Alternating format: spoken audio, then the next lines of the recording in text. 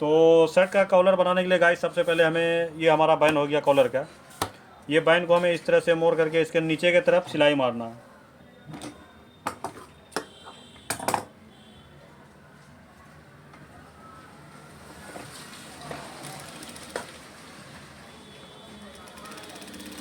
इसको एक चाप पे सिलाई मारेंगे, जिस तरह से ये कपड़ा राउंड रहेगा उसी तरह से इसको घुरा देंगे।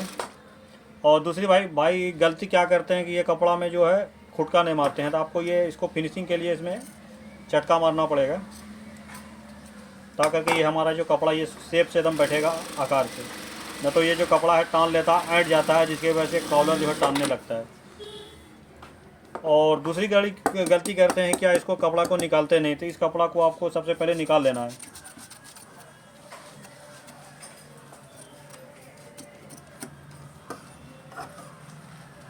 और एक चाँप का दबाव इसमें रखते हुए इस तरह से इसको काटना है।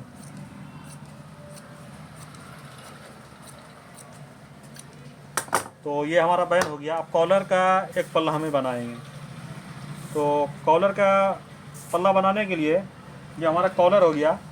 इसका बनाने के लिए एक हमारे पास कपड़ा होना चाहिए इतना ही आकार का। इस तरह से इसको रखेंगे।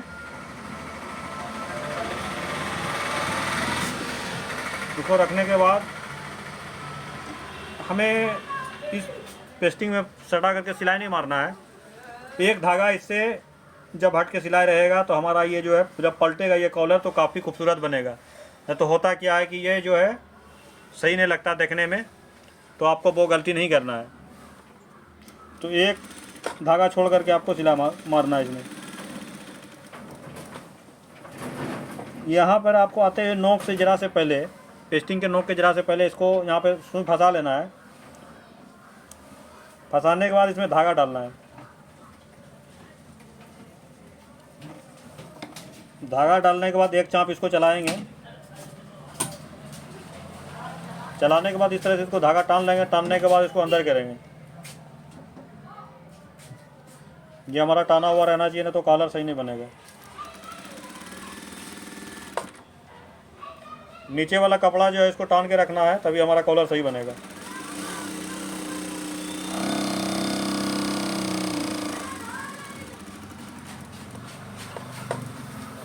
इसी तरह यहाँ भी पेस्टिंग के एक टाँका अंदर ही रखना है। उसके बाद ये हमें धागा डालना पड़ेगा। इस तरह से धागा डालने के बाद एक टाँका इसको बढ़ाएंगे। ये धागा को फिर से वापस इस तरह से खींच करके इसको अंदर इस तरह से डालेंगे। अब यहाँ पे बहुत सारे भाई गलती क्या करते हैं कि ये कपड़ा को टानते नहीं, जिसके वजह से अंदर में कपड़ा यहाँ जमा हो जाता है। तो इसको आपको करना क्या है, नीचे वाला इस तरह से इसको टान लेना है। टानने के बाद ये सिलाई मारना आपको, यहाँ टाँका मार लेना है। इसके बाद मार्जिन थोड़ा सी रख करके इसको काट देना है। अगर इसका मार्जिन आप ज़्यादा नहीं निकालेंगे तो होगा कि आपका कॉलर में जो फिनिशिंग नहीं आ पाएगा। तो इस तरह कपड़ा इसको काट के निकाल लेना है।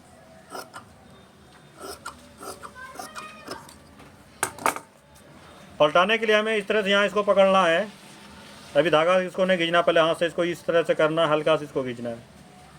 तो हमारा ये जो नोक है वो पूरा निकल गया। इसी तरह से इसको करना है, धागा पहले नहीं खींचना है। तो ये हमारा ये देखते हैं काफ़ी ये खूबसूरत नोक बना है।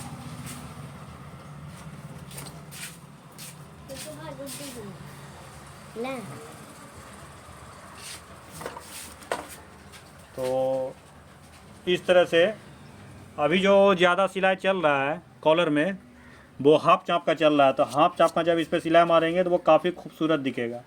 तो बहुत सारे भाई गलती क्या करते हैं कि ये वाला कपड़ा जो नीचे का टानते नहीं, जिसके वजह से ये कोर में नीचे का कपड़ा बाहर दिखता है। तो इस तरह से आपको ये वाला कपड़ा को नीचे वाला टान के रखना है और उस पर हाफ चाँप का सिलाई लेते हुए इस तरह से नीचे वाला कपड़ा को आपका कॉलर में फिनिशिंग तभी आएगा जब आप नीचे वाला कपड़ा को टान करके रखेंगे।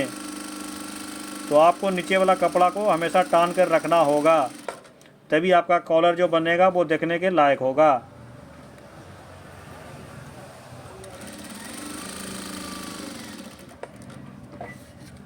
नीचे वाला कपड़ा को आपको हमेशा टान के रखना है, कहीं कोई भी साइड सिलाई मारिए। उसके बाद यहाँ तक जब सिलाई हो जाएगा तो आपका जहाँ पर से ये पेस्टिंग रहेगा, बोकरम रहेगा, जहाँ पर का आपका ये रहेगा फिटिंग रहेगा, वहीं पर से आपको ये कच्चा सिलाई इस पर एक दौड़ाया जाएगा ताकि करके ये कपड़ा हमारा खुले नहीं।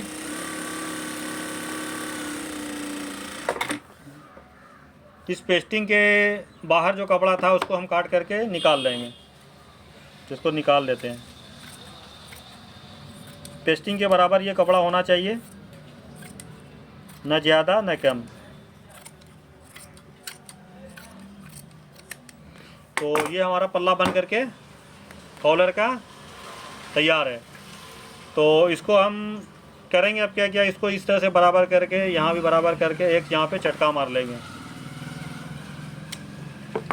ये हमारा यहाँ हो गया। इसको मारने के बाद ये सेंटर जो है और एक यहाँ सेंटर है, इस सेंटर को आपको इस तरह से बैठाना है। बैठाने के बाद जरा से इस सेंटर को आपको मिस मैच करना है, जरा से इसको हटाना है।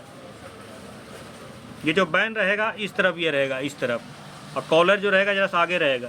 तो इससे क्या होगा कि जब नीचे वाला पल्ला को टान करके लगाएंगे कॉलर आपका, तो वो बराबर भी आएगा। दूसरी बात, कॉलर में कोई तरह का लंब भी नहीं आएगा। तो चलिए इसको सिलाई मारते हैं। तो सिलाई मारने के लिए आपको जिस तरह से ये कॉलर है उसी तरह से इसको बैठा करके नीचे का कॉलर को हल्का से टानते रहना होगा।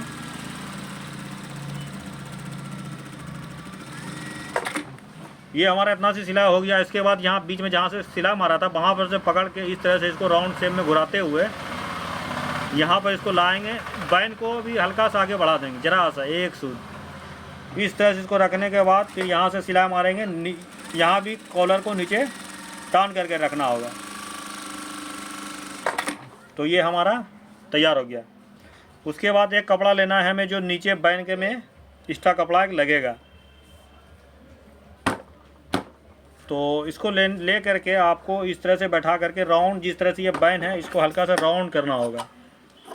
तो मेरा तो ये रोज़ का काम है तो मैं ऐसे ही कर लेता हूँ। आप लोग क्या करेंगे, कॉलर बनाने से पहले इसको बैठा करके ये कपड़ा काट लेंगे ताकि आपका बराबर हो जाए। ये हो गया। इसके बाद इसको इस तरह से बीच में रखेंगे। और बहुत सारे भाई यहाँ करते क्या है कि टाँका नहीं मारते हैं, मुंह पे खुला छोड़ देते हैं, जिसके वजह से क्या होता है कि कॉलर जो है कपड़ा बाहर से दिखता है कॉलर लगने के बाद। तो आपको इसको पूरा पैक कर देना है। एक सूद हटा करके पेस्टिंग से इसको पूरा पैक करना है, पूरा जरा से भी छोड़ना नहीं। इस तरह से इसको, यहाँ गलती बहुत सारे क्या करते हैं, कपड़ा को लूज छोड़ देते हैं। तो इसको टानना है आपको, ऊपर वाला को लूज देना है।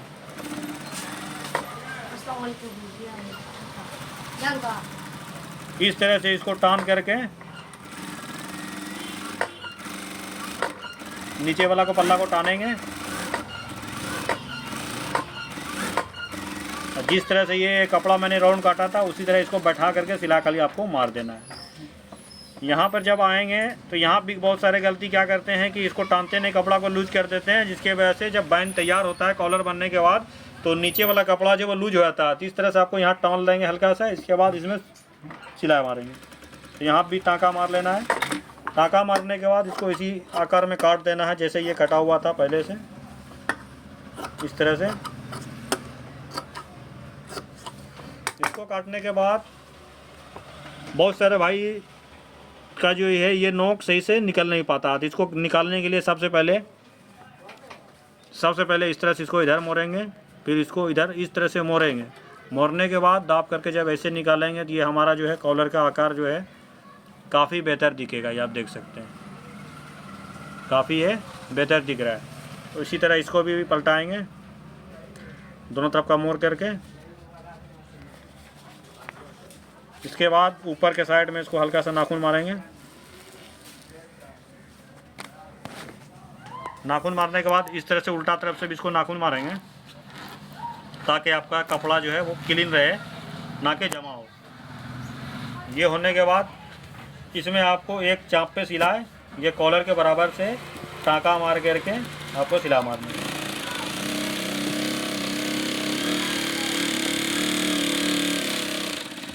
तो ये वाला जो सिलाई हमारा यहाँ तक हो गया। उसके बाद इसमें करना क्या है कि एक चाप छोड़ करके इस कपड़े को पूरा कपड़ा काट देना है।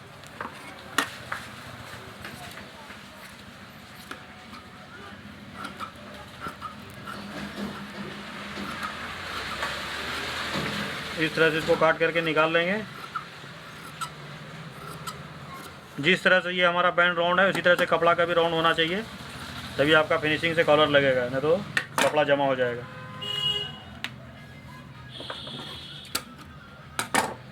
उसके बाद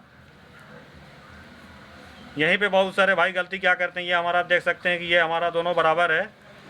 अगर जब आप लगाने में कुछ भी गलती करिएगा, यदि आपका बराबर नहीं होगा, फिर आपका कॉलर जो है वो एक साइड भागेगा। इस तरह से यहाँ खुटका मार लेंगे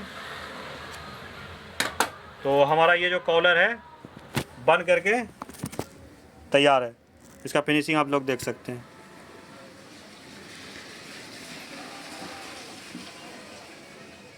तो ये देख सकते हैं कि काफ़ी शानदार बना है एकदम, कहीं पे ज़रा से कोई तरह का कोई दिक्कत नहीं है। इस चीज़ का मैं बात कर रहा था कि ये बराबर होना चाहिए। ये देख सकते हैं बराबर है। उल्टी की तरफ बात की जाए तो देख सकते हैं आपके कपड़ा कहीं जमा नहीं है।